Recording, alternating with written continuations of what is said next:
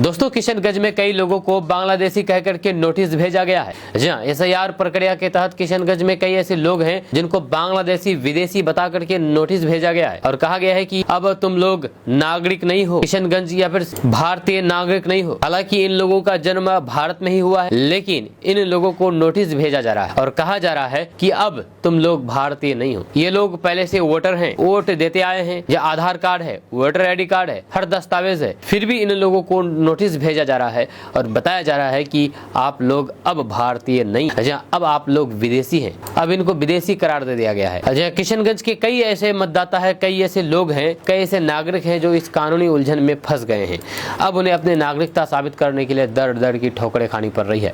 जब पहले उनको नागरिकता साबित करने के लिए दर दर के ठोकर तो खा ही रहे हैं और साथ ही साथ नोटिस का दबाव भी है। जब नोटिस मिलने के बाद हरकत मच गया है कि किशनगंज में कुछ ऐसे लोग हैं जिसको नोटिस भेजा गया है। इस पूरी खबर के बारे में बताएंगे, आप विस्तार से अंत तक इस पूरी खबर को देखिए। जहाँ SIR प्रक्रिया में कई लोगों को विदेशी घोषित किया गया है, उनसे दस्तावेजों की मांग की जा रही है। अगर आप किशनगंज सीमांचल के हैं तो ये खबर तो आपके लिए पक्का आपको देखना ही चाहिए। दोस्तों, अब आपका इलाज फ्री में होगा। क्रिप्स अस्पताल पश्चिम पाली किशनगंज में आयुष्मान कार्ड के जरिए जनरल मेडिसिन, हड्डी से जुड़ी हुई बीमारी, महिलाओं से जुड़ी हुई बीमारी और ऑपरेशन, नवजात बच्चों से जुड़ी हुई बीमारी, जनरल सर्जरी, बर्न सुविधा, इमरजेंसी सुविधा, ये सब बीमारी क्रिप्स हॉस्पिटल किशनगंज में आयुष्मान कार्ड के द्वारा फ्री में इलाज किया जाएगा। अगर आपको भी इस तरह की कोई बीमारी है और फ्री में इलाज करना चाहते हैं तो आपके मोबाइल स्क्रीन पर दिए गए नंबर से आप संपर्क कीजिए और अपना इलाज करवाइए फ्री में। दरअसल बिहार में मतदाता सूची की विशेष पुनर्निरीक्षण प्रक्रिया ने किशनगंज समेत सीमांचल में बड़ी बहस खड़ी कर दी है।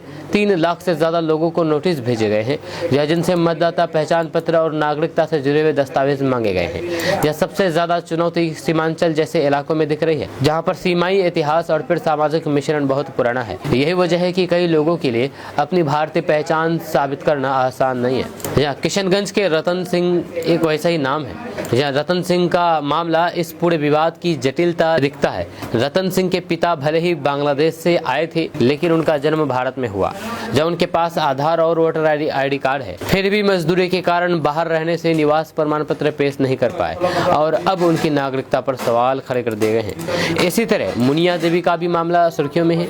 नेपाल के पाठामारी से आने के बाद उनकी शादी 2011 में गलगलिया में हुई। उनके पास आधार कार्ड, वोटर ID कार्ड, यहाँ तक कि माँ का आधार कार्ड भी है और वह मतदान भी करती है। बावजूद भी इसके अब उनसे उनकी माँ के दस्तावेज मांगे जा रहे हैं, जबकि उनकी माँ पिछले 8 साल से भारत में रह रही है। सवाल उठता है कि जिनके पास पहले से भारतीय पहचान वाले सभी दस्तावेज हैं, तो उन्हें बार बार सबूत देने की मजबूरी क्यों है। वहाँ पर बेसर बातें पंचायत की मुखिया अनुपम ठाकुर बताती हैं कि उनके पंचायत में ही 12 से 13 लोगों को बांग्लादेशी बता करके नोटिस भेजा गया है। जहाँ उनका कहना है कि ये लोग, यही का समाज इन्हें जानता है। हाँ, इनके पूर्वज कभी नेपाल या फिर बांग्लादेश से आए होंगे, लेकिन अब ये पीढ़ियों से भारतीय हैं। ऐसे में बार बार संदेह करना लोगों की मानवीय गरिमा के खिलाफ है। जहाँ स्थानीय प्रशासन और चुनाव आयोग का तर्क है कि ये प्रक्रिया मतदाता सूची को शुद्ध और फिर पारदर्शी बनाने के लिए की जा रही है, लेकिन हकीकत यह है कि दस्तावेजों की कमी और फिर नौकरशाही की जटिलता ने गरीब और फिर आम लोगों को परेशान कर दिया है। एक तरफ नोटिस का दबाव, दूसरी तरफ दस्तावेज जुटाने की चुनौती, इन सब ने प्रभावित परिवारों की नींद उड़ा दी है। सीमांचल जैसे इलाके जहां पर गरीबी, अशिक्षा और फिर रोजगार के पलायन आम बात है, यहां हर नागरिक से बार बार दस्तावेज साबित करना बेहद कठिन है।